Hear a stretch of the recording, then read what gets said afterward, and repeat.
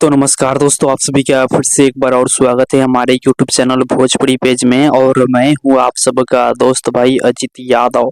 दोस्तों देखिए, आज है पवन सिंह जी का जन्मदिन और दोस्तों देखिए, उनके जन्मदिन पे तमाम लोग बधाई दे रहे हैं।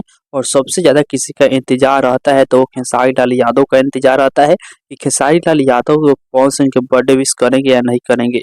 तो दोस्तों देखिए, फाइनली पवन सिंह जी के जन्मदिन पे खेसारी लाल यादव जी बर्थडे विश कर दिए हैं। दोस्तों देखिए, उनके जन्मदिन के मौके पर खेसारी लाल यादव जी बधाई देते हुए क्या लिखे हैं।